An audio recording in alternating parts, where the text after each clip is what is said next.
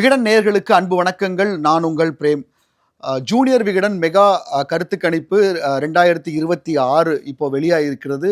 புத்தகங்கள்ல வெளியாகிருக்கு. விகடன் டிவியிலயுமே வந்து பார்த்தீங்கன்னா, அந்த ஜூனியர் விகடன் சர்வே முடிவுகளை வந்து தொகுதி வாரியாக நாம வந்து தொடர்ச்சியா வழங்கிட்டு வரோம். கொங்கு மண்டலத்தில ஆரம்பித்து வட மாவட்டங்கள், அதுக்கப்புறம் தென் மாவட்டங்கள், மத்தி, அதுக்கப்புறம் டெல்டா, சென்னை மண்டலம் அப்படின்னு சொல்லிக்கிட்டு பல்வேறு பாகங்களாக இந்த ஜூனியர் விகடனுடைய மெகா கருத்து கணிப்பு முடிவுகள் வந்து வெளியாகிட்டு இருக்குது. இப்போ நாம இந்த வீடியோல என்ன பார்க்க போறோம் அப்படின்னா, தமிழ்நாடு முழுக்க பரவலாக என்ன முடிவுகள் கிடைத்தது, நாம இந்த சர்வேவை எப்படி நடத்தினோம், இந்த சர்வேயினுடைய உறுதித்தன்மை, நம்பகத்தன்மையை அதிகரிப்பதற்காக என்னென்ன விஷயங்கள் மேற்கொள்ளப்பட்டது, களத்தில் என்னென்ன விஷயங்கள் நடந்துச்சுது, அதனுடைய சுவாரஸ்யமான தொகுப்புகள் எல்லாவற்றையும் தான் வந்து இந்த வீடியோல பார்க்க போறோம். அது மட்டும் இல்லாமல் இறுதியாக தமிழகம் முழுவதும் கிடைத்த எண்கள், அதாவது இந்த சர்வே முடிவுகள்ல பல்வேறு எண்கள் இருக்குது நம்மகிட்ட.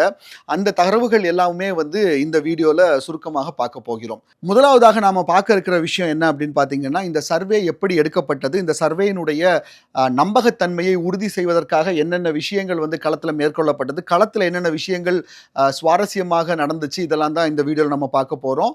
அதுல முதல்ல பார்க்க போற விஷயம் அப்படின்னு பார்த்தீங்கன்னா, சர்வே மெத்தடாலஜி அப்படின்னு சொல்லுவாங்க. அதாவது இந்த சர்வே எப்படி எடுக்கப்பட்டது, அதனுடைய அதில் என்னென்ன எடுக்கும்போது என்னென்ன விஷயங்கள் கருத்தில் கொள்ளப்பட்டது அப்படிங்கிறதெல்லாம் மையப்படுத்தி தான் வந்து இந்த விஷயத்தை நம்ம பார்க்க போகிறோம். ஸோ சர்வே மெத்தடாலஜி பொறுத்த வரைக்கும் நம்ம வந்து இதுக்கு முன்னாடி சர்வேக்கள் இருக்கு இல்லையா, கடந்த தேர்தலாக இருக்கட்டும், இதுக்கு முன்னாடி விகடன் மேற்கொண்ட சர்வேகள் எல்லாமே வந்து பார்த்தீங்கன்னா பேப்பர் வச்சு எடுக்கக்கூடிய சர்வேவாக இருக்கும். களத்தில் நம்மளுடைய தன்னார்வலர்கள் சரி, நிருபர்களும் சரி, களத்தில் நேரடியாக மக்களை போய் சந்திப்பாங்க. அதில் அவங்களுடைய கேள்விகள் வந்து பேப்பரில் இருக்கும். அதை நம்ம டிக் பண்ணி எடுத்துகிட்டு வந்து இங்கே கன்சால்டேட் பண்ணக்கூடிய ஒரு மெத்தட் இருந்துச்சு. ஆனால் இப்போ வந்து பார்த்தீங்கன்னா டெக்னாலஜியின் மூலமாக ஒரு செயலியை நம்ம உருவாக்கி இருக்கிறோம். அந்த செயலி மூலமாக இந்த சர்வே மேற்கொள்ளப்பட்டிருக்கிறது. செயலி இருக்குது அப்படின்னா, ஒரு ஆப் இருக்குன்னா அந்த ஆப்பை எல்லாருமே இன்ஸ்டால் பண்ணணுமா அப்படி கேட்டால் அப்படி கிடையாது. நம்ம வந்து சர்வேயர்களை தமிழ்நாடு முழுக்க தேர்ந்தெடுப்போம். கல்லூரி மாணவர்கள்லேருந்து தன்னார்வலர்கள் உட்பட நிறைய பேர் இந்த சர்வேயில் பங்கேற்றாங்க.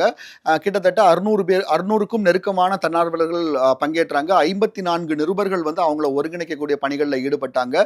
தமிழகத்தினுடைய ஒவ்வொரு மாவட்டத்திலும் ஒவ்வொரு தொகுதியிலுமே வந்து பார்த்தீங்கன்னா 400 சாம்பிள்கள் எடுக்கணும் அப்படிங்கிறது இலக்காக நிர்ணயிக்கப்பட்டது. இதன் மூலமாக 93,600 மாதிரிகள், சாம்பிள்கள் வந்து நம்ம கலெக்ட் பண்ணியிருக்கோம். மக்கள் கிட்ட இருந்து அவங்கள்ட்ட கேள்வியை சொல்லி அதற்கான பதிலை வாங்கியிருக்கோம். ஸோ ஒவ்வொரு நபரையும் நாம் எப்படி உறுதிப்படுத்துறது அப்படிங்கிறப்போ, செயலியில் முதல்ல வந்து பார்த்தீங்க அப்படின்னா அவங்களுடைய ஃபோன் நம்பர், அலைபேசி எண் வாங்கப்படும். அந்த ஃபோன் நம்பர் வாங்கினதுக்கு அப்புறமா அவங்களுக்கு ஒரு ஓடிபி இல்லைனா லிங்க் போகும். அந்த லிங்க் அவங்க கிளிக் பண்ணாலோ இல்லை அந்த ஓடிபியை சொல்வதன் மூலமாகத்தான் கேள்விகளுக்கு உள்ளால போக முடியும். ஸோ ஒவ்வொரு தனிநபரையுமே வந்து நாம இந்த மாதிரி ஆதென்டிகேட் பண்ணியிருக்கோம். இது மட்டும் இல்லாமல் சென்னையில் ஒரு வார் ரூம் இருந்துச்சு. இந்த வார் ரூம் செட்டப்பில் என்ன நடக்கும் அப்படின்னு வந்து பார்த்தீங்கன்னா, இந்த எல்லா செயலிலிருந்து வரக்கூடிய தரவுகள் எல்லாமே சரிபார்க்கக்கூடிய பணிகள் நடந்துகிட்டு இருக்கும். ஜியோ ஃபென்சிங் பண்ணியிருக்கும். ஜியோ ஃபென்சிங் அப்படின்னா என்ன அப்படின்னா, ஒரு நபருக்கு வந்து இப்போ குறிப்பாக நான் இருக்கக்கூடிய, நம்ம அலுவலகம் இருக்கக்கூடிய பகுதி அப்படின்னு பார்த்தீங்கன்னா 1000 விளக்கு பகுதியில் வரும். இப்போ நான் இந்த தொகுதியில் வந்து சர்வே எடுக்கணும் அப்படின்னா என்னுடைய செயலியில் வந்து என்னுடைய நம்பருக்கு எனக்கு வந்து 1000 விளக்கு அசைன் பண்ணிடுவாங்க. எனக்கு ஒரு 100 நபர்களை சந்தித்து அவங்கள்ட்ட இருந்து சர்வே எடுக்கணும்னு இருந்துச்சுன்னா நான் 1000 விளக்கு பகுதியில் மட்டும்தான் நான் எடுக்க முடியும். 1000 விளக்கு தொகுதியை தாண்டி நான் வேற எங்கேயாவது போனோம்னா செயலி வந்து, இந்த ஆப் வந்து எனக்கு வேலை செய்யாது. ஸோ எல்லாருமே குறிப்பிட்ட அந்த தொகுதியில் தான் 400 சாம்பிள்களும் நம்ம எடுக்கப்பட்டிருக்கு அப்படிங்கிறத நம்மளால உறுதி செய்ய முடியும். ஒவ்வொரு பகுதியிலையும் சரி, கிராமங்கள்லையும் சரி, நகரங்கள்லையும் சரி, அவங்க எங்கே இந்த சர்வேவை எடுத்தாங்க அப்படிங்கிறத சென்னையில் நம்ம வார் ரூமில் இருந்துக்கிட்டே நம்மளால கண்காணிக்க முடியும். ஒரே பகுதியில் வந்து பார்த்தீங்கன்னா 5 மாதிரிகளுக்கு மேலே, 5 சாம்பிள்கள் மேலே கலெக்ட் பண்ண முடியாது. ஒரு 300 மீட்டரில் 5 சாம்பிளுக்கு மேலே கலெக்ட் பண்ணிட்டாலே அவங்களுக்கு லிமிட் ரீச் ஆயிரும். ஸோ அவங்க அந்த இடத்துல இருந்து நகர்ந்து தொகுதியினுடைய பிற பகுதிகளுக்கு போகணும். இது எல்லாமே வந்து பார்த்தீங்கன்னா தொகுதியில் பரவலாக சர்வே எடுக்கப்பட வேண்டும் அப்படிங்கிறத என்ஷூர் பண்ணுறதுக்காக செய்யப்பட்ட விஷயங்களாக இருந்துச்சு. இது எல்லாத்தையுமே சென்னை வார் ரூம்ல இருந்து நாங்கள் கண்காணிச்சுக்கிட்டு இருந்தோம். கூடுதலாக நமக்கு டேட்டாஸ் ஃபீடாக என்ன பண்ணோம் அப்படின்னு சொன்னால், நமக்கு சென்னையில் ஒரு சிஆர்எம் டீம் இருந்தாங்க. ஒரு 30க்கும் மேற்பட்ட சிஆர்எம் டீமை வந்து நம்ம பணியமர்த்தி இருந்தோம். அவங்களும் வந்துட்டு இந்த பார்ட்டிசிபென்ட்ஸ் ஃபோன் நம்பர் இருக்கு இல்லையா, அவங்களுக்கெல்லாம் கால் பண்ணி சர்வேல அவங்களுடைய பங்களிப்பை வந்து உறுதி செய்திருந்தோம். அவங்கள்ட்ட இருந்து ஃபீட்பேக் கேட்டிருந்தோம். என்ன மாதிரியான உங்களுக்கு ஃபீட்பேக் இருக்குது, எங்களுடைய கேள்விகள் எப்படி இருந்துச்சு, எங்களுடைய சர்வேயர்கள் உங்களை எப்படி அணுகுனாங்கங்கிற விஷயங்கள் எல்லாமே கேட்டு இந்த கேள்விகள் பதில் சொன்னவர்களுடைய நம்பகத்தன்மையை வந்து நம்ம உறுதி பண்ணியிருக்கிறோம். ஸோ இப்படி தான் இந்த சர்வே வந்து களத்துலேருந்து எடுக்கப்பட்டுச்சு. சரி, சர்வேவை களத்துலேருந்து எடுத்து டேட்டா எல்லாமே நமக்கு இங்கே சென்னையில் வந்துடும். அந்த சென்னையில் இருக்கக்கூடிய டேட்டாவை வச்சு நம்மளுடைய சிஸ்டமில் இருக்கக்கூடிய டேட்டா தொகுதி வாரியாக இருக்கக்கூடிய கேள்விகள் மொத்தம் 8 கேள்விகள் கேட்கப்பட்டிருக்கும். 7 கேள்விகளும் ஒரு துணை கேள்வியும் கேட்கப்பட்டிருக்கும். இந்த 8 கேள்விகளுக்கான பதிலுமே நம்மக்கிட்ட இருக்கும். அதுக்கப்புறமாக ஜூனியர் விகடன் சர்வே டீம் அப்படிங்கிறது களத்தில் இறங்கினாங்க. இந்த ஜூனியர் விகடன் சர்வே டீம் ஒன்றா உட்கார்ந்து ஒரு 3 நாட்களாக இரவும் பகலுமாக இந்த டேட்டாஸை தொகுதி வாரியாக கன்சாலிடேட் பண்ண வேண்டிய சூழல் இருந்துச்சு. அப்போ கன்சாலிடேட் பண்ணுறப்போ ஒவ்வொரு தொகுதியை எடுத்து நம்ம சர்வே ரிசல்ட்டில் என்ன வந்திருக்கு, அந்த தொகுதியில் இருக்கக்கூடிய சமூக கட்டமைப்புகள், இளைஞர்களுடைய வாக்கு, இது எல்லாத்தையுமே மறுபடியும் ஒரு அனாலிசிஸ் பண்ணி நம்ம இந்த ஃபைனல் காலை வந்து நம்ம எடுத்திருக்கோம். இப்படி தான் இந்த சர்வே பணி அப்படிங்கிறது நடந்திருக்கும். ரொம்ப சிம்பிளாக உங்களுக்கு புரிகிற மாதிரி சொல்லணும் அப்படின்னா, qualitative survey and quantitative survey அப்படின்னு சொல்லுவாங்க. சிலது டேட்டாவாக குவான்டிட்டி சர்வேவாக இருக்கும், சிலது வந்து பார்த்தீங்கன்னா அனாலிசிஸ் பண்ணக்கூடிய குவாலிட்டேட்டிவ் சர்வேவாக இருக்கும். இந்த சர்வேவை பொறுத்த வரைக்கும் நாம் இந்த 2 விஷயத்தையும் மர்ஜ் பண்ணி பண்ணக்கூடிய ஒரு சர்வேவாக இருந்துச்சு. ஸோ அதன் அடிப்படையில் தான் ஜூனியர் விகடனுடைய மெகா சர்வே கருத்து கணிப்பு முடிவுகள் வெளியாகிருக்கிறது. அதுதான் நாமளும் இந்த வீடியோவில் பார்த்துட்டு இருக்கோம். இந்த சர்வே மெத்தடாலஜி, இந்த சர்வே அப்படிங்கிறது எப்படி எடுக்கப்பட்டது அப்படிங்கிறதுக்கான ஒரு ஒரு ஒரு சின்ன மெத்தடாலஜி எக்ஸ்பிளனேஷன் தான் இப்போ நீங்கள் பார்த்தது. ஏற்கனவே சொன்ன மாதிரி இந்த சர்வே வந்து தமிழகம் முழுக்க 1 லட்சத்திற்கும் நெருக்கமான மக்களை நேரடியாக சந்தித்து அவர்களுடைய கருத்துக்களை வந்து வாங்கியிருக்கிறதா நம்ம சொல்லியிருந்தோம் இல்லையா? ஸோ அந்த கருத்துக்கள் எல்லாமே யார் யார்கிட்ட எப்படி வாங்கப்பட்டது அப்படிங்கிறத ஒரு சின்ன மெட்ரிக்ஸ் நம்ம பார்க்கலாம். இந்த கருத்து கணிப்பில் பங்கேற்றவங்களுடைய பாலின வாரியான பகிர்வு எப்படி இருந்துச்சு அப்படின்னு பார்த்தீங்கன்னா, ஆண்கள் கிட்ட 53%, இந்த 93,600 பேரில் 53% ஆண்கள் பங்கேற்றிருக்கிறாங்க. 46.6% பெண்கள் பங்கேற்றிருக்கிறாங்க. 0.4% ஆஃப் மூன்றாம் பாலினத்தவர்களும் இந்த சர்வேல பங்கேற்றிருக்கிறாங்க. ஸோ இது ரெண்டுமே ஒரு ஆண்களுடைய பிரிவும் பெண்களுடைய பிரிவும் சம அளவில் இருக்கணும் அப்படிங்கிறது. ஏன்னா தமிழக வாக்காளர் பட்டியலை பொறுத்த வரைக்கும் வந்து பார்த்தீங்கன்னா ஆண்களுடைய எண்ணிக்கையோட பெண்களுடைய எண்ணிக்கை தான் அளவுக்கு அதிகமாக இருந்துச்சு. அந்த வகையில் தான் நாம் வந்து சரிசமமாக வச்சு இந்த சர்வே பணியை மேற்கொண்டோம். ஸோ அதனுடைய பங்கேற்பாளர்களுடைய விவரங்கள் தான் அதெல்லாமே. இதுக்கப்புறமா வந்து பார்த்திங்கன்னா வயது வாரியான விஷயங்கள், வயது வாரியாகவும் தமிழ்நாட்டில் சமீபத்தில் எஸ்ஐஆருக்கு அப்புறமா வெளியான வாக்காளர் திருத்த பட்டியல் இருக்கு இல்லையா, அந்த இறுதி பட்டியலில் இருக்கக்கூடிய அளவுகளின் அடிப்படையிலும் அந்த போலிங் பர்சன்டேஜ், கடந்த சில தேர்தல்களாக வெளியாக இருக்கக்கூடிய போலிங் பர்சன்டேஜ் அடிப்படையிலையும் வந்துட்டு வயது வாரியான கேட்டகரி நம்ம செட் பண்ணியிருந்தோம். அதில் 18லிருந்து 25 வயது வரையிலான வந்து சர்வேல பங்கேற்றவர்களுடைய சதவீதம் அப்படின்னு பார்த்தீங்கன்னா 14% பேர் பங்கேற்றிருக்காங்க. அதே மாதிரி 26லிருந்து 40 வயதுக்குட்பட்டவர்கள் இந்த சர்வேல பங்கேற்றது அப்படின்னு பார்த்தீங்கன்னா 36%. 41லிருந்து 60 வயதுக்கு உட்பட்டவர்களுடைய பங்கேற்பு அப்படிங்கிறத பார்த்தீங்கன்னா 35% இருக்கிறது. 60 வயதுக்கு மேற்பட்டவர்களுடைய பங்களிப்பு அப்படின்னு பார்த்தீங்கன்னா 15% இருக்கிறது. சரி, இதை எப்படி நம்ம ஸ்பாட்டில் உறுதி பண்ணலாம் அப்படிங்கிறப்போ இந்த செயலிலே அதற்கான ஒரு வாய்ப்பு இருந்துச்சு. ஒவ்வொரு நபருக்குமே வந்து பார்த்தீங்க அப்படின்னா நம்ம இப்போ ஒரு பர்சன்டேஜ் சொன்னோம் இல்லையா, 14%, 36%, 35, 15% அப்படின்ட்டு இது முதல்ல நம்ம செட் பண்ணிடுவோம். ஸோ ஒவ்வொரு நபருமே அவருடைய தொகுதிக்கு உள்ளால வந்து பார்த்தீங்க அப்படின்னா 14% ஃபர்ஸ்ட் டைம் ஓட்டர்ஸ், அதாவது இந்த 18லிருந்து 25 வயதுக்கு உட்பட்டவர்களை சந்திக்கணும். அவங்கள்ட்ட மட்டும்தான் எடுக்க முடியும். அந்த 14% அது முடிஞ்சிருச்சுன்னா அது ஆட்டோமேட்டிக்காக டிசேபிள் ஆயிரும். அதுக்கப்புறமா வந்து பார்த்தீங்கன்னா அவங்க மீதம் இருக்கக்கூடிய கேட்டகரியை மட்டும்தான் சூஸ் பண்ண முடியும். ஆண் பெண்ணிலையும் இதே மாதிரியான விஷயங்கள் வந்து பின்பற்றப்பட்டுருச்சு. அவங்களுடைய இலக்கு, ஆண்கள் இலக்குன்னு ஒரு 50% இருக்குன்னா அந்த 50% தொட்ட உடனே அது நமக்கு ஸ்டாப் ஆகிடும். பெண்கள் இலக்கத்தை மட்டும்தான் அவங்க மிச்சம் எடுக்க முடியும். ஸோ இதன் மூலமாக இந்த சமமான பங்கேற்பு சர்வேல வந்துட்டு சம அளவிலான மக்களுடைய பங்கேற்பு அப்படிங்கிறது வந்துட்டு நம்மளால உறுதி செய்ய முடிஞ்சது. பிகாஸ் ஒரு ஃபோன் நம்பர் கொடுத்து சர்வேல பங்கேற்கிறது அப்படிங்கிறது இளைஞர்கள் மத்தியில் ஓரளவுக்கு ஏற்புடையதாக இருக்கலாம். ஆனால் வயதானவர்கள் இந்த மாதிரி ஃபோன் நம்பர் கொடுக்கறதுக்கெல்லாம் சில இது இருக்கும். அதனால நிறைய பேர் வந்துட்டு இளம் வாக்காளர்களை மட்டுமே போய் அப்ரோச் பண்ணி எடுத்துருவாங்க. பட் இந்த மெத்தடை பொறுத்த வரைக்கும் அப்படி எடுக்க முடியாது. வயதானவர்களும் சரி, இள வயதினரும் சரி, நடுத்தர வயதினரும் சரி, எல்லாருமே வந்துட்டு இந்த சர்வேல பங்கேற்றிருக்காங்க.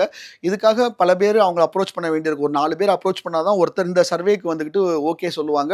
பட் அது எல்லாவற்றையும் கடந்து தான் கிட்டத்தட்ட 93,600 பேருக்கு வந்து சந்திச்சு அவங்களுடைய கருத்துக்களை வந்து நம்ம வாங்கி வந்திருக்கோம். தொகுதி முழுக்க, தமிழ்நாடு முழுக்க தொகுதி வாரியாக சம அளவில் வந்து இந்த கருத்து கணிப்பு அப்படிங்கிறது நடத்தப்பட்டுள்ளது. இந்த கருத்து கணிப்பை பொறுத்த வரைக்கும் மொத்தம் வந்து 7 கேள்விகள் கேட்கப்பட்டு ஒரு துணை கேள்வியும், 7வது கேள்விக்கு ஒரு துணை கேள்வியும் கேட்கப்பட்டிருந்துச்சு. ஸோ அதனுடைய முடிவுகள் எப்படி வந்திருக்கு அப்படிங்கிறது தான் நம்ம இதுக்கப்புறம் பார்க்க போகிறோம். ஸோ முதலாவது கேள்வி அப்படின்னு வந்து பார்த்தீங்கன்னா, தமிழகத்தில் ஆட்சி மாற்றம் தேவையா? இந்த தமிழகத்தில் ஆட்சி மாற்றம் தேவையா அப்படிங்கிற கேள்வியை தான் வந்துட்டு நம்ம முதல் கேள்வியா வச்சிருந்தோம். அதுக்கு ஆம், இல்லைன்னு 2 ஆப்ஷன் தான் குடுத்திருந்தோம். இந்த தமிழகத்தில் ஆட்சி மாற்றம் தேவை அப்படிங்கிறவங்க வந்து பார்த்தீங்கன்னா, கிட்டத்தட்ட 62% பேர் சொல்லியிருந்தாங்க. தமிழகத்தில் ஆட்சி மாற்றம் தேவை இல்லை அப்படின்னு சொல்லி 38% பேர் சொல்லியிருந்தாங்க. ஸோ இந்த கிடைத்த மொத்த தரவுகள நம்ம வந்துட்டு இன்னும் டீப்பரா போய் அனலைசிஸ் பண்ணும்போது, நமக்கு வந்து இந்த தரவுகள் எல்லாமே டிஜிட்டலா நம்ம கையில ரிசல்ட் எல்லாமே டிஜிட்டலா நம்ம கையில இருந்ததுனால, இதுல நமக்கு ஆப்ல எடுக்கப்பட்ட சர்வே அப்படிங்கிறதுனால, இதுல நம்மளால நெறைய விஷயங்கள டீகோட் பண்ண முடிஞ்சுது. ஸோ அந்த வகையில வந்து பார்க்கிறப்போ, இந்த சர்வேல அ ஆட்சி மாற்றம் வேண்டும் அப்படிங்கிறவங்களுடைய கேட்டகரி வந்து பார்த்தீங்கன்னா, பெரும்பாலும் இளைஞர்களும், பெண்களும் அதிகப்படியான பேர் தேர்ந்தெடுத்திருந்தாங்க. அதிகப்படியான இளைஞர்கள் வந்துட்டு எங்களுக்கு ஆட்சி மாற்றம் தேவை அப்படின்னு சொல்லியிருந்தாங்க. அதே நேரத்துல அ ஒரு 40 டூ 60 கேட்டகரியும் 60 பிளஸும் சரி, அதுல அந்த கேட்டகரியில இருக்கக்கூடிய பெரும்பான்மையானவங்க வந்து ஆட்சி மாற்றத்துக்கு தேவை அப்படிங்கிறதுல இல்லை, வேண்டாம் அப்படிங்கிறவங்க தான் நெறைய பதில் சொல்லியிருந்தாங்க. ஸோ இந்த ஒரு விஷயமுமே அதுல சுவாரஸ்யமா இருந்துச்சு. ஸோ அதுக்கு அடுத்த ஒரு கேள்வியாட்டு என்ன கேட்டிருந்தோம் அப்படின்னா, தமிழகத்தில் எந்த கட்சி அல்லது கூட்டணி வெற்றி பெறும் அப்படின்னு நீங்க நினைக்கிறீங்க அப்படிங்கிறது தான் 2வது கேள்வி. இதுக்கு வந்து பார்த்தீங்கன்னா 5 ஆப்ஷன் குடுத்திருந்தோம். முதல் ஆப்ஷன் திமுக கூட்டணி, 2வது அதிமுக கூட்டணி, 3வது நாம் தமிழர் கட்சி, 4வது புதிதாக களம் கண்டிருக்கக்கூடிய தமிழக வெற்றி கழகம், அதுக்கப்புறம் பிற அப்படிங்கிற ஒரு ஆப்ஷனை நம்ம குடுத்திருந்தோம். ஸோ இந்த 5 ஆப்ஷன்ல தான் அவங்க வந்து ஏதாவது ஒண்ண சூஸ் பண்ண முடியும். தமிழகத்தில் எந்த கட்சி அல்லது கூட்டணி வெற்றி பெறும் அப்படின்னு நீங்க நினைக்கிறீங்க? இந்த கேள்விய பொறுத்தவரைக்கும் உங்க தொகுதியில நீங்க யாருக்கு வாக்களிக்க போறீங்கங்கிற கேள்வி கிடையாது. நான் வந்து அரசியல பார்க்குற வகையில இந்த தேர்தல் யாருக்கு சாதகமாக இருக்கு அப்படின்னு அவங்களுடைய கெஸ்ஸுக்கே விடக்கூடிய ஒரு கேள்வி தான். இதுல வந்து திமுக கூட்டணி தான் மீண்டும் வெற்றி பெறும் அப்படின்னு சொல்லிக்கிட்டு 36% பேர் வந்து பதில் சொல்லியிருந்தாங்க. அதிமுக கூட்டணி வெற்றி பெறுவதற்கான வாய்ப்பு அதிகமாக இருக்கு அப்படின்னு சொல்லிட்டு 33% பேர் பதில் சொல்லியிருந்தாங்க. இல்ல புதிதாக வந்திருக்கக்கூடிய தாவேகா தான் ஆட்சி அமைக்கும் அப்படின்னு 27% பேரும், நாம் தமிழருக்கு தான் அந்த வாய்ப்பு இருக்குன்னு 3% பேரும், பிற அப்படிங்கிற கேட்டகரிக்கு வந்து 1% பேரும் வாக்களித்திருந்தாங்க. ஸோ மக்களுக்கு இந்த இந்த இந்த கருத்து கணிப்பினுடைய அடிப்படையில் பார்க்குறப்போ திமுக கூட்டணி தான் ஆட்சி அமைக்கிறதுக்கான வாய்ப்பு அதிகமாக இருக்குது அப்படின்னு சொல்லிக்கிட்டு பெரும்பாலான மக்களுடைய கருத்தாக இருந்ததை பார்க்க முடிஞ்சுது. இந்த கேட்டகரியிலையுமே வந்து பார்த்தீங்கன்னா அந்த ஏஜ் வைஸ் ஸ்பிளிட் பார்க்குறப்போ இளைஞர்கள் மட்டும், அதாவது 18லேருந்து 25 வயதுக்கு உட்பட்டோரும் சரி, 25லேருந்து 40 வயதுக்கு உட்பட்டோரும் சரி, இதில் பெரும்பான்மையானவருடைய ஆதரவு அப்படிங்கிறது வந்துக்கிட்டு விஜயினுடைய தமிழக வெற்றி கழகம் கட்சிக்கு இருந்துச்சு. அதே மாதிரி அந்த ஏஜ் அப்படியே மாற மாற மாற இந்த பெர்சன்டேஜ் விஷயங்கள் 2 திராவிட கட்சிகளை நோக்கி போறதையும் நம்மளால பார்க்க முடிஞ்சுது.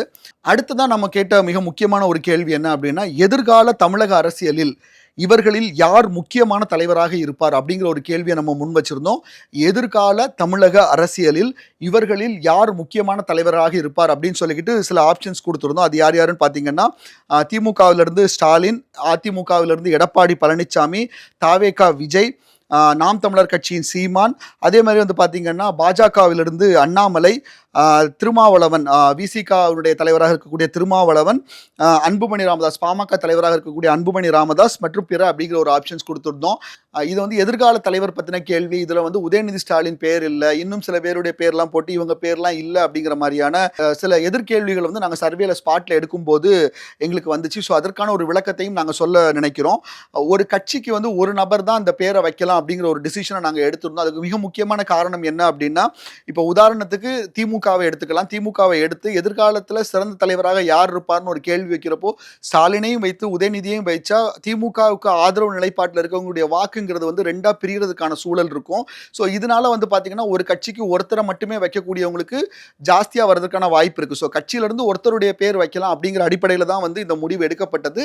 ஸோ அப்படி தான் நம்ம வந்து இதை செட் பண்ணியிருக்கோம். எதிர்கால தமிழக அரசியலில் இவர்களில் யார் முக்கியமான முகமாக இருப்பார் அப்படிங்கிற ஒரு கேள்விக்கு பதில் எப்படி வந்திருக்குன்னு பார்க்கலாம். இப்போ தமிழக முதல்வராக இருக்கக்கூடிய ஸ்டாலின் அவருக்கான ஆதரவு அப்படிங்கிறது 24.9% இருந்தது.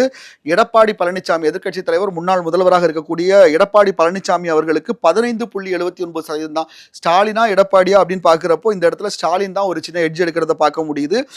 தமிழக வெற்றி கழக தலைவர் விஜயை பொறுத்த வரைக்கும் 47.25% வாக்குகளை பெறுகிறார். எதிர்கால அரசியல் புதுசாக களத்துக்கு வந்திருக்கிறார், யங்ஸ்டராக இருக்கிறார், மற்றவர்களை கம்பேர் பண்ணும்போது யங்ஸ்டராக இருக்கிறாங்கிறதுனாலையும் சரி, இவருக்கான ஆதரவு அப்படிங்கிறது வந்து இதில் பலதரப்பட்ட மக்கள் இருந்து மற்ற கேட்டகரிஸ்லாம் தான் நான் சொல்லியிருந்தேன், இளைஞர்களுடைய ஆதரவு தான் வந்து விஜய்க்கு அதிகமாக இருந்துச்சு. பட் இந்த கேள்வியை பொறுத்த வரைக்கும் அனைத்து வயதினரும் சரி, அனைத்து பாலினத்திலையும் சரி, இந்த கேட்டகரியில் வந்து இளைஞர் விஜய்க்கு வந்துட்டு ஒரு பெரிய ஆதரவு இருந்ததை நம்மளுடைய சர்வே முடிவுகளில் பார்க்க முடியுது.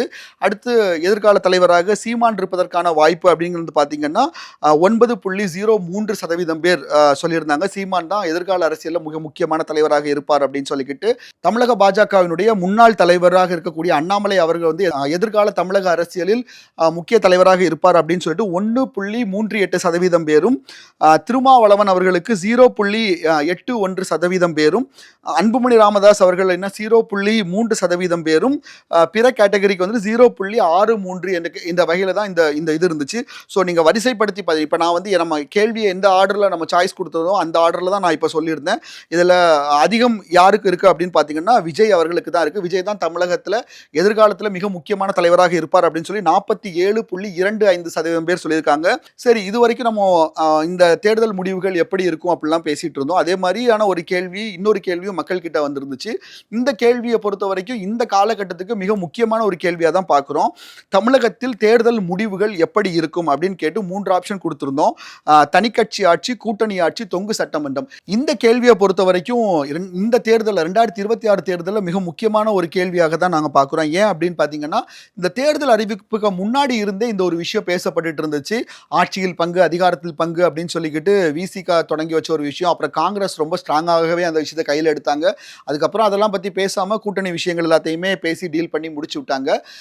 அதனால இந்த கேள்விங்கிறது ரொம்ப முக்கியமானது. அதுக்கப்புறம் தேர்ட் ஃபேக்டர் எப்பவுமே வந்து பார்த்தீங்கன்னா 2 பிக் ஃபேக்டர் தான் தமிழ்நாடு எலெக்ஷனில் இருக்கும். 2 திராவிட கட்சிகள். இதுதான் கடந்த 50 ஆண்டு கால அரசியல் அப்படின்னு பார்த்தீங்கன்னா அதிமுக, திமுக அப்படின்னு தான் இருக்கும். காங்கிரஸ் அந்த கட்டத்தில் இருந்து அப்படியே வலுவிழந்து ஒரு கூட்டணி கட்சியாக மட்டுமே நீடிக்கக்கூடிய சூழல் தான் இருக்குது. ஸோ 2 சென்டர் ஃபோர்ஸ் தான் வந்து இங்கே ரொம்ப ஸ்ட்ராங்காக இருக்கும். ஒன்று திமுக, இன்னொன்று அதிமுக. மற்ற கட்சிகள் எல்லாமே கூட்டணியாக தான் இருக்கும்.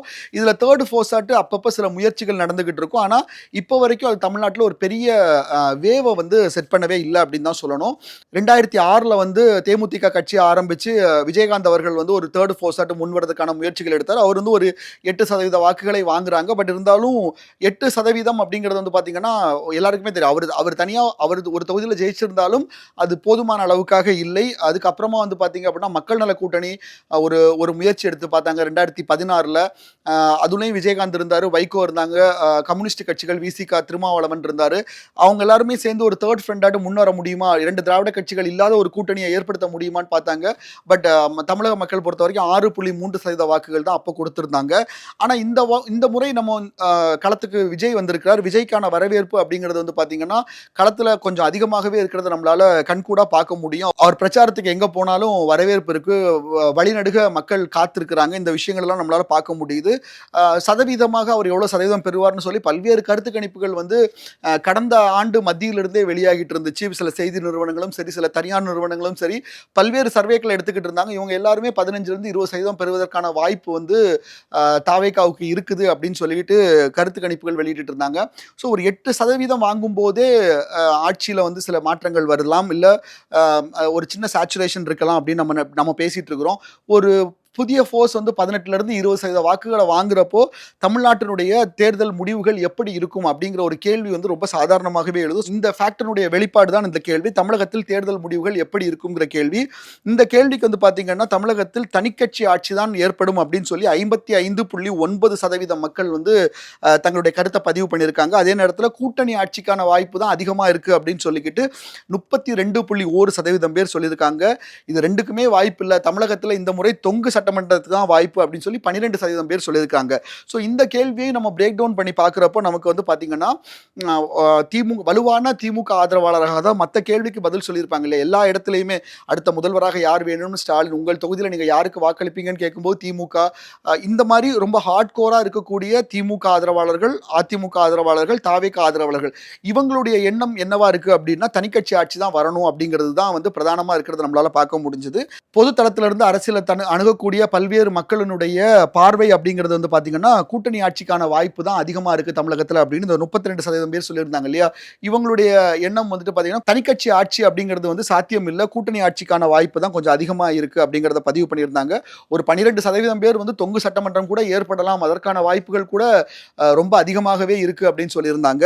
ஸோ இதெல்லாமே ரொம்ப கவனிக்கக்கூடிய ஒரு கேள்வியாக இருந்துச்சு. காரணம் என்னன்னா தமிழகத்தில் தேர்தல் முடிவுகள் எப்படி இருக்குங்கிற இதே கேள்வியை 2021 சட்டமன்ற தேர்தலையும் கேட்டிருந்தோம். பார்த்திருந்தோம். அப்போ வந்து பார்த்தீங்கன்னா, தனிக்கட்சி ஆட்சி தான் ஏற்படும் அப்படிங்கிறது தான் பெரும்பான்மையானவருடைய கருத்தா இருந்துச்சு. இந்த முறை வந்து பார்த்தீங்கன்னா, கூட்டணி ஆட்சிக்கும் கணிசமான வாக்குகள் வந்திருக்கு. அதே மாரி வந்து பார்த்தீங்கன்னா, ஹங் அசெம்பிளி தொங்கு சட்டமன்றம் தான் ஏற்படும் அப்படிங்கிறதுக்குமா வந்து 12% வாக்குகள் வந்திருக்கு. ஸோ மக்களுடைய மனநிலைமையில இந்த தேர்ட் பார்ட்டின்னு ஒரு தேர்ட் ஃபோர்ஸ் உள்ள வந்திருக்கிறதுனுடைய ஒரு எதிரொலியாகத்தான் இத நம்மளால கணிக்க முடியுது. ஸோ இத தொடர்ந்து நம்ம இப்ப அடுத்த கேள்விக்கு போலாம். அடுத்த கேள்விங்கிறது ரொம்ப முக்கியமான கேள்வி. தமிழகத்தின் அடுத்த முதல்வராக யார் வர வேண்டும் என நீங்கள் விரும்புகிறீர்கள்? அப்படிங்கிறது. இந்த கேள்விய பொறுத்தவரைக்கும் தமிழ்நாட்டுல யாரு ஜெயிப்பா அப்படிங்கிற கேள்வி கிடையாது. இது வந்து உங்களுடைய முதல்வர் சாய்ஸ் யாரு? அப்படிங்கிறது தான் இந்த கேள்வியினுடைய நோக்கம். இந்த கேள்விய பொறுத்தவரைக்கும் நீங்க யாருக்கு வாக்களிக்க போறீங்க அப்படிங்கிற நேரடி கேள்வி கிடையாது இது. இந்த கேள்வி வந்து என்ன அப்படின்னா, உங்களுக்கு முதல்வர் முகமாக யார் இருக்க வேண்டும்? முதல்வராக யார் வர்றதுக்கு நீங்க விரும்புறீங்க? அப்படிங்கிற ஒரு கேள்வி. ஸோ மக்களினுடைய ஆதரவு இதுல யாருக்கு அதிகமா இருக்கு அப்படின்னு பார்த்தீங்கன்னா, தாவேகா தலைவர் விஜய் அவர்களுக்கு தான். கிட்டத்தட்ட 44% பேர் வந்துட்டு பார்த்தீங்கன்னா, என்ன சொல்றாங்கன்னா, தமிழகத்தின் அடுத்த முதல்வராக விஜய் தான் வர வேண்டும் அப்படின்னு சொல்லிட்டு ஏகோபித்த ஒரு ஆதரவை குடுத்திருக்காங்க அப்படின்னு தான் சொல்லணும். 44% அப்படிங்கிறது கிட்டத்தட்ட பாதிக்கும் அதிகமான இந்த சர்வேல பங்கேற்ற பாதிக்கும் நெருக்கமான அளவிலான மக்கள் வந்து பார்த்தீங்கன்னா, 50%ங்கிறது பாதி. அதுல 44% பேர் வந்துட்டு பார்த்தீங்கன்னா, விஜய் தான் வந்து அடுத்த முதல்வரா வரணும் அப்படின்னு சொல்லியிருக்காங்க. அதற்கு அடுத்த இடத்துல யார் வரான்னு பார்த்தீங்கன்னா, தமிழக முதல்வராக இருக்கக்கூடிய ஸ்டாலின் வராரு. 28% வாக்குகளை வந்து அவர் பெறுறாரு. அதுக்கு அடுத்த இடத்துல வந்துட்டு எடப்பாடி பழனிசாமி, அவருக்கு 25% வாக்குகள் இருக்கு. அடுத்த முதல்வராக வருவதற்கான வாய்ப்பு இருக்குது.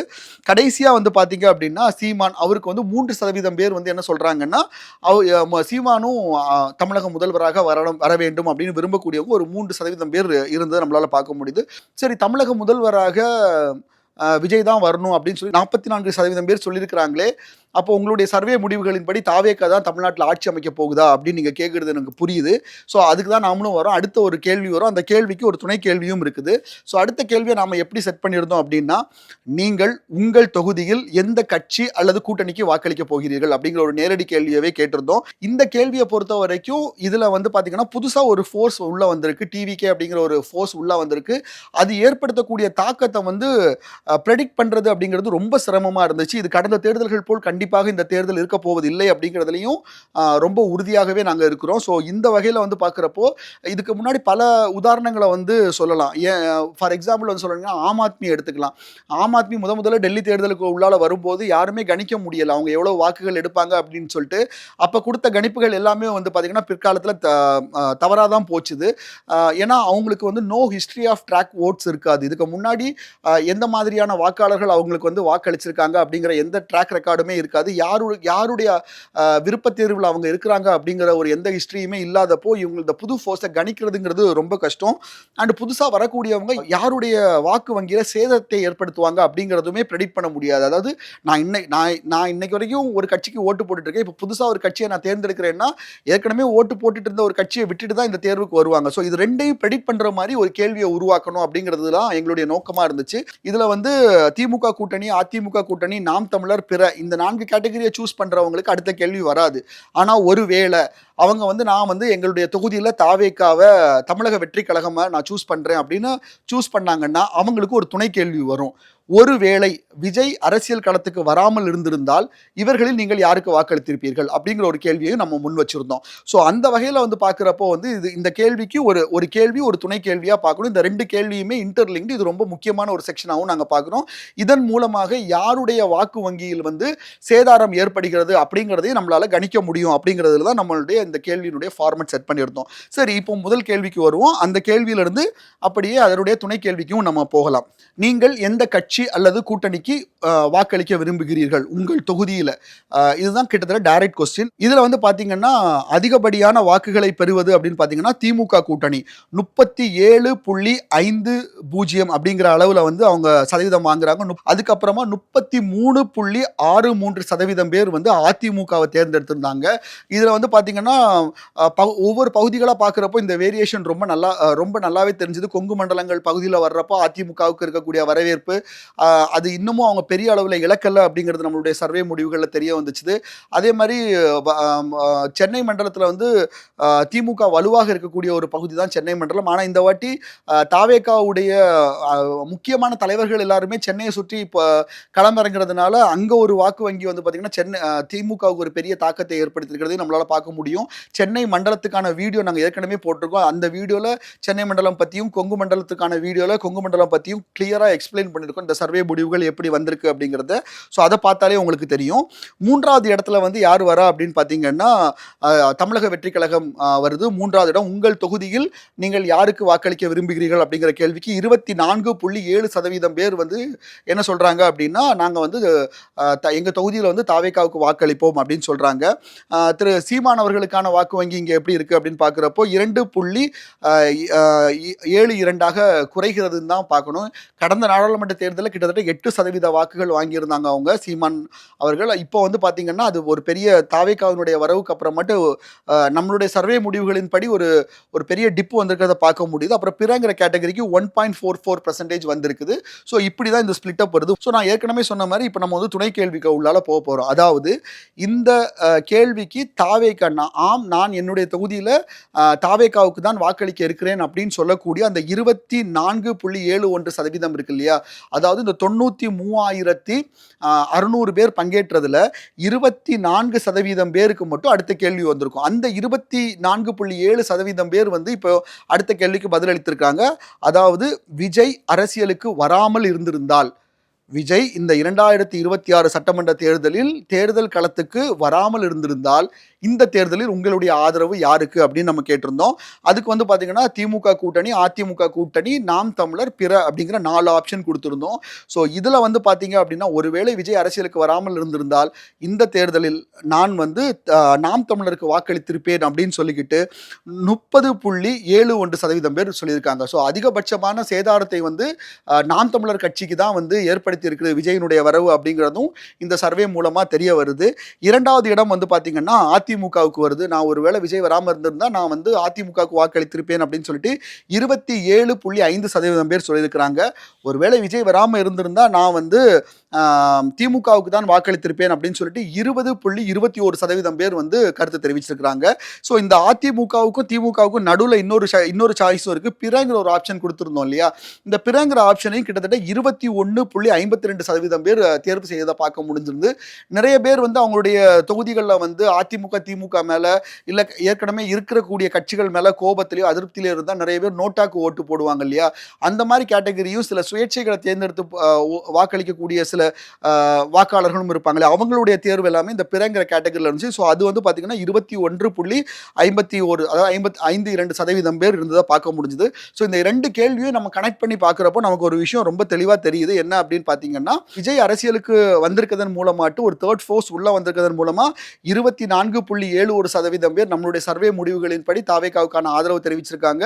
அவங்க அந்த சதவீதம் மக்கள் வந்து பார்த்தீங்கன்னா விஜய் வராமல் இருந்திருந்தா அதிகப்படியான மக்கள் நாம் தமிழருக்கு வாக்களிக்கக்கூடியவர்களாக இருந்திருக்காங்க. 30.71%. அதுக்கு அடுத்தது அதிமுக, அதுக்கு அடுத்தது பிற கேட்டகரி, அதுக்கப்புறமாக திமுகங்கிறவர். ஸோ இந்த வகையில் தான் வந்துட்டு விஜயனுடைய தாக்கம். ஏன்னா விஜய் வந்து ஒரு 10% வாக்க வாங்குறாரு, 8% வாக்க வாங்குறாரு அப்படின்னா இப்போ இருக்கக்கூடிய கரண்டில் இருக்கக்கூடிய மற்ற கூட்டணிகளுக்கு அது ஒரு பெரிய பாதிப்பை ஏற்படுத்துவதற்கான சூழல் இல்லைன்னு சொல்லலாம்.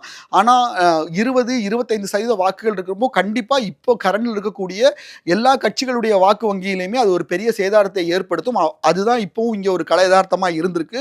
நம்மளுடைய சர்வே முடிவுகள்லையும் அதுதான் எதிரொலிச்சிருக்கு. ஸோ இதெல்லாம் இந்த கேட்டகரிஸ் எல்லாமே வந்து பார்த்தீங்க அப்படின்னா இதுக்கு முந்தின கேள்வியிலையுமே வந்து பார்த்தீங்கன்னா விஜய்க்கு வாக்களிப்பேன்னு சொல்கிறவங்களுடைய எண்ணிக்கையில் வந்து பார்த்தீங்கன்னா பெருவாரியான ஆதரவு வந்து இளைஞர்கள் மத்தியில் இருந்ததை நம்மளால் பார்க்க முடிஞ்சுது. பகுதி வாரியாக பார்க்குறப்போ சென்னை மண்டலத்தில் தாவேகாவுக்கான ஆதரவுங்கிறது அதிகமாக இருந்துச்சு. அதிமுகவுக்கு பொறுத்த வரைக்கும் கொங்கு மண்டலத்தில் அதிகமாக இருந்துச்சு. திமுக கூட்டணிக்கான ஆதரவு அப்படிங்கிறது வந்து பார்த்தீங்கன்னா தென் மண்டலத்திலேயும் அதே மாதிரி வந்து பார்த்தீங்கன்னா வட மாவட்டங்களில் ஒரு சில பகுதிகள்லையும் செலக்டடான சில பகுதிகள்லையும் பார்க்க முடிஞ்சிச்சு. அதிமுகவினுடைய கோட்டையாக இருக்கக்கூடிய கொங்கு மண்டலத்துல வந்து ஒரு ஒரு ஓரளவுக்கு ஒரு சேதாரத்தை ஏற்படுத்துறதுக்கு திமுக கட்டமைப்பு ரீதியாகவும் பல்வேறு முயற்சிகள்லாம் எடுத்தாங்க. செந்தில் பாலாஜி அங்க பொறுப்பு அமைச்சரா போட்டிருந்தாங்க கோவையில. அவர்களும் பல்வேறு கட்ட முயற்சிகள் எடுத்தாங்க. அது இன்னும் பெரிய அளவிலான ஒரு ரிசல்ட்ட திமுகவுக்கு குடுத்திருக்கா அப்படின்னு கேட்டா, அது இல்ல அப்படிங்கிறது தான் தெரிய வருது. கண்டிப்பா ஒரு சேதாரத்தை ஏற்படுத்தியிருக்கு. ஆனா அது அது அவ்வளோ பெரிய விஷயமா இல்ல. ஆனா அதே நேரத்துல சென்னையில வந்துட்டு கடந்த தேர்தல்ல சென்னைய முழுமையா ஸ்வீப் பண்ற அளவுக்கு திமுக வந்து சென்னை மண்டலத்துல ஒரு பெரிய எட்ஜ் எடுத்திருந்தாங்க. அதுல இந்த வாட்டி தாவேகா ஏற்படுத்தக்கூடிய தாக்கம்ங்கிறது வந்து திமுகவுக்கு ஒரு பின்னடைவை ஏற்படுத்தக்கூடிய சூழலையும் நம்மளால பார்க்க முடியும். எலெக்ஷன் சர்வே முடிவுகள் வேற வேற விஷயங்கள் பேசிக்கிட்டே இருக்கிறீங்க, என்னெல்லாமோ சொல்லிட்டு இருக்கிறீங்க. தமிழ்நாட்டுல எந்த கூட்டணிக்கு எவ்வளோ இடம் அப்படிங்கிறத நீங்க சொல்லவே இல்லையேன்னு கேட்கலாம். ரொம்ப முக்கியமான ஒரு கேள்வி தான் அது. ஸோ இந்த கேள்விக்கான விடைய வந்து நம்ம ஏற்கனவே சொன்ன மாரி குவான்டிடேட்டிவ் அனாலிசிஸ் அண்ட் குவாலிட்டேட்டிவ் அனாலிசிஸ்ங்கிற ஒரு முறையில மிக சிறப்பாக கொண்டு வந்திருக்கிறோம். ஒவ்வொரு தொகுதி வாரியாகவும் வெளியா இருக்கக்கூடிய ஜூனியர் விகடன் புக்ல வந்திருக்குது. தமிழகத்தில் முதல் தொகுதியாக இருக்கக்கூடிய கும்மிடிப்பூண்டியில ஆரம்பிச்சு கிள்ளியூர் வரைக்கும், கன்னியாகுமரி மாவட்டத்தில் இருக்கக்கூடிய கிள்ளியூர் வரைக்கும் எல்லா தொகுதிகளுக்குமான நிலவரம் எப்படி இருக்குது, அந்த நம்மளுடைய சர்வே முடிவுகள் என்ன மாதிரி வந்திருக்கு அப்படிங்கிறத எடுத்துக்கிறோம். ஸோ அதெல்லாம் அடிப்படையில் தான் வந்துக்கிட்டு இந்த ஃபைனல் நம்பர்ஸ் அப்படிங்கிறதுக்கு உள்ளால வந்திருக்கோம். ஸோ இந்த ஃபைனல் நம்பர் பொறுத்த வரைக்கும் யாருக்கு எத்தனை சீட் அப்படிங்கிறது தான் ஃபைனல் கேள்வி. இந்த யாருக்கு எத்தனை சீட் அப்படிங்கிறத முதல்ல நம்ம கூட்டணி வாரியாக பார்த்துருவோம். அதுக்கப்புறமா அந்த கூட்டணி இருக்கக்கூடிய கூட்டணி கட்சிகளில் யார் யாருக்கு எத்தனை சீட்டுக்கான வாய்ப்பு இருக்குது அப்படிங்கிறதுக்கு உள்ளால நம்ம போயிடலாம். ஸோ யாருக்கு எத்தனை சீட் கூட்டணி வாரியாக அப்படின்னு பார்க்குறப்போ திமுக கூட்டணிக்கு அப்படின்னு பார்க்குறப்போ 121 இடங்களில் வெற்றி வாய்ப்புக்கான சூழல் இருக்கிறது. நம்மளுடைய ஜூனியர் விகடன் சர்வே கருத்து கணிப்பு முடிவுகளின்படி. இந்த சர்வே அப்படிங்கிறது வந்து பார்த்தீங்கன்னா வேட்பாளர் தேர்வுக்கு அப்புறமாக, அதாவது இறுதி வேட்பாளர் பட்டியல் வெளியானதுக்கு அப்புறமா களத்தில் எடுக்கப்பட்ட சர்வே. ஸோ அந்த வகையில் வேட்பாளர் யாரு, என்னுடைய முதல்வர் வேட்பாளர் யாரு அப்படிங்கிறதெல்லாம் தெரிந்து பிறகு எடுக்கக்கூடிய சர்வேங்கிறதுனால தான் இந்த சர்வேக்கான முக்கியத்துவங்கிறது ரொம்ப அதிகமாக இருக்குது. ஸோ அந்த வகையில் யாருக்கு எத்தனை சீட் அப்படிங்கிற கேள்விக்கு திமுக கூட்டணிக்கு 121 இடங்களில் வெற்றி பெறுவதற்கான சூழல் இருக்குது அப்படிங்கிறத பார்க்க முடியுது. அதே மாதிரி அதிமுக கூட்டணிக்கு 83 இடங்கள் வரைக்கும் வெற்றி பெறுவதற்கான சூழல் இருக்குது. புதிதாக இந்த தேர்தல் களத்துக்கு வந்திருக்கக்கூடிய தாவேகா, தமிழக வெற்றி கழகம் 3 இடங்களில் வெற்றி பெறக்கூடிய சூழல் இருக்குது. நாம் தமிழருக்கு வந்துட்டு இந்த எலெக்ஷனை பொறுத்த வரைக்கும் எப்பவுமே அவங்களுக்கு சீட் கன்வர்ஷன் இருக்காது. சதவீதமாக அவங்க ஒரு பெரிய வளர்ச்சியை கண்டுட்டு வந்துட்டு இருந்தாங்க. ஒவ்வொரு தேர்தலில் 15 ஆண்டுகளாக அந்த கட்சியினுடைய வளர்ச்சி அப்படிங்கிறது வந்து ரொம்ப அதிகமாக தான் இருந்துச்சு. ஆனால் இந்த தேர்தலில் அது அந்த வளர்ச்சியிலையும் ஒரு பெரிய பாதிப்பை வந்துக்கிட்டு தாவேகா ஏற்படுத்துறதை நம்மளால பார்க்க முடிஞ்சது. ஸோ நாம் தமிழர் பொறுத்த வரைக்கும் எந்த இடங்கள்லையும் அவங்க முன்னிலையில் இல்லை. சர்வே முடிவுகளின்படி வருது. திரு சீமான் போட்டியிடக்கூடிய காரைக்குடி தொகுதியிலையுமே வந்து பார்த்தீங்கன்னா ஒரு முதல் இடத்துக்கான போட்டியில் இல்லை அப்படிங்கிறது தான் நம்மளால பார்க்க முடியுது. சரி, இதெல்லாத்தையும் கடந்து இழுபறி நிலை, கடும் போட்டி இருக்கக்கூடிய இழுபறி நிலை அப்படிங்கிறது வந்து பார்த்தீங்கன்னா 27 தொகுதிகள் இருக்குது. 27 தொகுதிகளில் பல தொகுதிகளில் வந்து திமுகவும் வெற்றி பெறலாம், அதிமுகவும் வெற்றி பெறலாம். ஆனால் இறுதி நேரம் வரைக்கும் வாக்கு எண்ணிக்கை நாளில் வந்து பல்வேறு குழப்பங்கள் இல்லை பல்வேறு மாற்றங்கள் நீடிக்கக்கூடிய தொகுதியாக தான் இருக்கும். அண்ட் இந்த இழுபறியின் மட்டுமே இல்லை, வெற்றி வாய்ப்பு உள்ள தொகுதிகள் நம்ம சொல்லியிருக்கோம் இல்லையா, திமுக இவ்வளோ வெற்றி வாய்ப்பு இருக்குது, அதிமுகவுக்கு இவ்வளோ வெற்றி வாய்ப்பு இருக்குன்னு. அதுலேயுமே வந்து பார்த்தீங்கன்னா வெற்றிக்கான வாக்கு வித்தியாசம் அப்படிங்கிறது இந்த தேர்தலை பொறுத்த வரைக்கும் மிக மிக மிக குறைவாக இருக்க போகிறது. காரணம் இந்த தேர்ட் ஃபோர்ஸ் தாவேகான்கிற ஒரு பவர்ஃபுல் ஃபேக்ட் உள்ள வந்திருக்கிறது. அது ஏற்படுத்தியிருக்க தாக்கம்ங்கிறது வெற்றிக்கான மார்ஜின்லையும் சரி, பிரதானமான திராவிட கூட்டணி கட்சிகளான திமுக கூட்டணியும் சரி, அதிமுக கூட்டணியும் சரி, இவங்க 2 பேருடைய வாக்கு வங்கியிலையும் ஒரு மிகப்பெரிய சேதாரத்தை வந்து பார்த்தீங்கன்னா தாவேகா ஏற்படுத்தியிருக்கு அப்படின்னு தான் சொல்லணும். So the impact of Vijay அப்படிங்கிறது வந்து பார்த்தீங்கன்னா இந்த தேர்தலில் மிக அதிகமாக இருக்க போகுது. ஆனால் அவங்களுக்கான சீட் கன்வர்ஷன் அப்படிங்கிறது வந்துக்கிட்டு மிக குறைவாக இருக்குது. நிறைய பேர் கேட்கலாம், திமுகவினுக்கான சதவீதமும் தாவேகாவுக்குமான வாக்கு சதவீதம் அப்படிங்கிறது வந்து உங்கள் சர்வேல ரொம்ப கம்மியாக இருக்குது, ஆனால் சீட் கன்வர்ஷன் அப்படிங்கிறது பார்க்குறப்போ 121 3 இருக்குன்னு கேட்கலாம். நிஜமாகவே ஒவ்வொரு தொகுதியாக நம்ம பிரித்து நம்ம பார்க்குறப்போ ஒவ்வொரு தொகுதிகளுடைய வாக்குகள் எப்படி இருக்குது அப்படின்னு நம்ம பார்க்குறப்போ இந்த சீட் கன்வர்ஷன் அப்படிங்கிறது தாவேகாவுக்கு மிகப்பெரிய சவாலான ஒரு விஷயமாகத்தான் இருக்குது. அதாவது விஜய் அப்படிங்கிற முகத்துக்கு முதல்வர் வேட்பாளராக விஜய் அப்படின்னு 44% பேர் தேர்ந்தெடுக்கிறாங்க. ஆனால் உங்களுடைய தொகுதின்னு வரும்போது நீங்கள் யாருக்கு வாக்களிப்பீங்க அப்படின்னு கேட்குறப்போ அந்த சதவீதம்ங்கிறது வந்துட்டு தாவேகாவை 3வது இடத்துக்கு கொண்டு போகுது. நம்மளுடைய தேர்தல் சிஸ்டம் எப்படி இருக்குன்னா, நாம் இங்கே தலைவர்களுக்கு வாக்களிக்க முடியாது, நம்மளுடைய எம்எல்ஏ வேட்பாளர்களுக்கு தான் வாக்களிக்க முடியும். அவங்க தான் வந்து முதல்வரை தேர்ந்தெடுக்கக்கூடிய சிஸ்டம். ஸோ அந்த வகையில் வந்து பார்க்குறப்போ நான் என் தொகுதியில் யாருக்கு ஓட்டு போடுவேன் அப்படிங்கிற ஒரு கேள்விக்கு வந்து பார்த்தீங்கன்னா திமுக முதலிடத்தில் வருது, அதிமுக 2வது இடத்துல வருது, 3வது இடத்துல தான் தாவேகா வருது. வருது. ஸோ இதனால தான் இங்கே சீட் கன்வர்ஷன் அப்படிங்கிறது ஒரு பெரிய சேலஞ்சிங்காக இருக்குது. நாம 24% வாக்குகளை வந்து தமிழ்நாட்டில் தாவேகா பெறுவதற்கு வாய்ப்பு இருக்குது அப்படின்னு நம்ம ப்ரெடிக்ட் பண்ணியிருக்கிறோம் நம்மளுடைய சர்வே முடிவுகளின் அடிப்படையில்.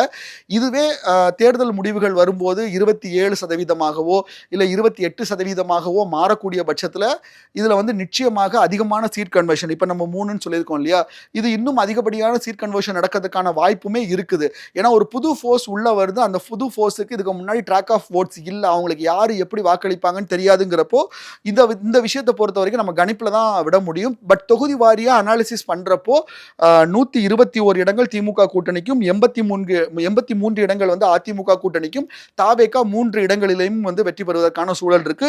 கடும் போட்டியா இழுபறி என்று சொல்லக்கூடிய இடங்கள் 27 இருக்கிறது. ஸோ இதுதான் இந்த ஸ்பிளிட் அப்பா இருக்குது. சரி, கூட்டணி வாரியா சொல்லிட்டீங்க, திமுக கூட்டணியில யார் யாருக்கு எத்தனை இடங்கள் கிடைக்கும் அப்படின்னு சொல்லி பார்க்குறப்போ முதல்ல திமுக கூட்டணியை பார்த்துடலாம். திமுக கூட்டணியில் திமுகவுக்கு வந்து 97 இடங்கள் கிடைப்பதற்கான வாய்ப்பு இருக்கு. இதுவுமே நம்ம தொகுதி வாரியா ஸ்பிளிட் பண்றப்போ வரக்கூடிய ரிசல்ட் தான் இது. திமுகவுக்கு வந்து 97 இடங்கள் வருது திமுக கூட்டணியில். காங்கிரஸ் வந்து இந்த வாட்டி அதிகப்படியான இடங்களை வாங்கி அவங்க களத்தில் இறங்கியிருக்காங்க. கிட்டத்தட்ட 27 இடங்கள் 28 இடங்கள்ல வந்து காங்கிரஸ் வந்து ரொம்ப ஃபைட் பண்ணி அவங்களுக்கான கூட்டணி சீட்டை வாங்கியிருந்தாங்க. ஆனால் அவங்களுக்கு வந்து ஒரு 10 இடங்கள்ல தான் வெற்றி பெறுவதற்கான சூழல் இருக்குது. அதே நேரத்தில் கடந்த தேர்தலில் வந்துக்கிட்டு வாக்கு பெருசாக சீட் கன்வர்ஷனே ஆகாத தேமுதிக வந்து இந்த வாட்டி திமுக கூட்டணியில் இணைஞ்சு அவங்க களமிறங்கியிருக்காங்க. அவங்களுக்கு ஒரு 4 இடங்கள் வரைக்கும் வெற்றி வாய்ப்பு இருக்குது. அதுக்கு மிக முக்கியமான காரணம் வந்து வலுவான திமுக கூட்டணியில் அவங்க போய் சேர்ந்தது அப்படிங்கிறதும், அவங்க வாங்கியிருக்க 10 சீட்டும் அப்படிங்கிறது வந்து பார்த்தீங்கன்னா ரொம்ப ஒரு பாசிட்டிவான விஷயமா அந்த கட்சிக்கு வந்திருக்கு. கடந்த 2 தேர்தல்களில் வந்து 2016 தேமுதிகவுக்கு சட்டமன்ற உறுப்பினர்கள் இல்லை, 2021 தேமுதிகவுக்கு சட்டமன்ற உறுப்பினர்கள் அமையல. ஸோ இந்த டைமில் வந்து பார்த்தீங்கன்னா அவங்களுக்கு அமையறதுக்கான ஒரு வாய்ப்பு திமுக கூட்டணியில் ஏற்பட்டிருக்கு. அதுக்கப்புறமா சிபிஎம் கட்சி வந்து பார்த்தீங்கன்னா 4 இடங்கள், அவங்க 5 இடங்கள் தான் அவங்களுக்கு கிடைக்குது. அந்த 5 இடங்கள்ல அவங்க வந்து 4 இடங்களில் வெற்றி பெறுவதற்கான சூழல் இருக்குது. விசிகா பொறுத்த வரைக்கும் 3 இடங்களில் வெற்றி பெறுறாங்க. விசிகாவை பொறுத்த வரைக்கும் இந்த தேர்தலில் வாக்கு வங்கியை தொடர்ச்சியாக அதிகரித்து அவங்க வந்து அங்கீகரிக்கப்பட்ட ஒரு கட்சியாக இந்த தேர்தல் களத்துக்கு உள்ள வந்திருக்காங்க. அவங்களும் தனிச்சின்னத்தில் நிற்கிறாங்க. ஸோ ஆனால் அவங்களுக்கான சீட் கன்வர்ஷன் அப்படிங்கிறது வந்து பார்த்தீங்கன்னா ஒரு பெரிய பாதிப்பை ஏற்படுத்தியிருக்கு அப்படின்னு தான் சொல்லணும். அவங்க வந்து 8 தொகுதிகளில் குறைந்தது 6 தொகுதிகளையாவது வெற்றி பெறணும்னு இலக்கு வச்சு வேலை பார்த்துட்டு இருக்கிறதாட்டு விசிக நிர்வாகிகள் நிறைய பேர் சொல்லியிருக்காங்க. ஆனால் அவங்களுக்கான வெற்றி வாய்ப்பு அப்படிங்கிறது ஒரு 3 தொகுதிகளில் தான் இருக்குது. இன்னும் ஒரு சில தொகுதிகளில் வந்து இழுபறி நிலையில் இருக்குது. அதுக்கப்புறமா சிபிஐ பொறுத்த வரைக்கும் 2 இடங்களில் அவங்க முன்னிலையில் இருக்கிறத பார்க்க முடியுது.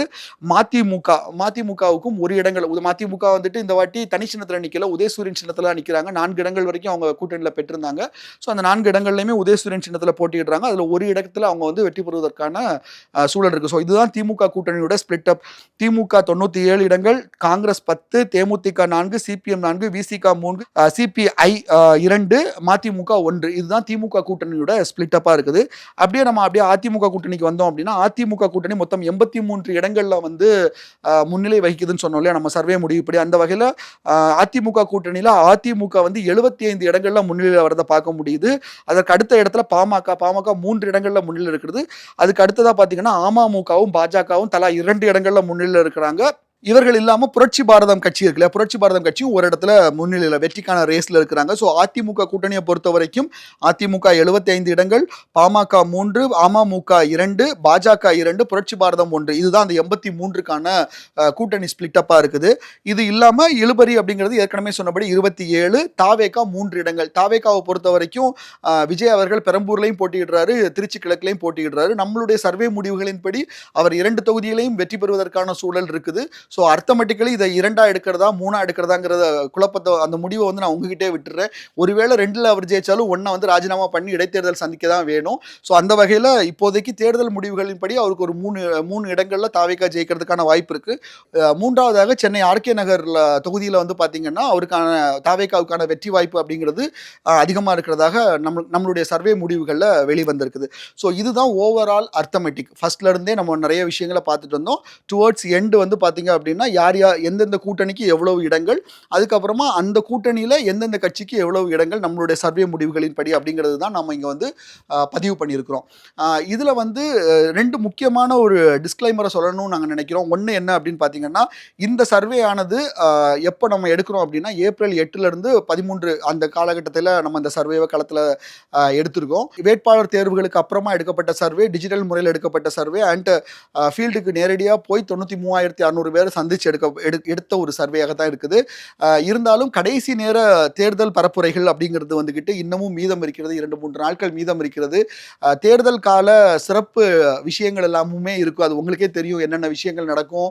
தேர்தல் ஆணையத்தினுடைய கண்காணிப்புகளை மீறி ஒவ்வொரு மக்களுக்கும் என்னென்ன விஷயங்கள்லாம் நடக்கும் அப்படிங்கிறது எல்லாமே உங்களுக்கு தெரியும். ஸோ அந்த மாதிரியான விஷயங்களும் சரி, தாவேகா பெறக்கூடிய இறுதிக்கட்ட வாக்குகளும் சரி, இது 2மே இந்த சர்வே முடிவுகள்ல இருந்து மாற்றத்தை ஏற்படுத்துவதற்கான சூழலும் நிறையவே இருக்குது.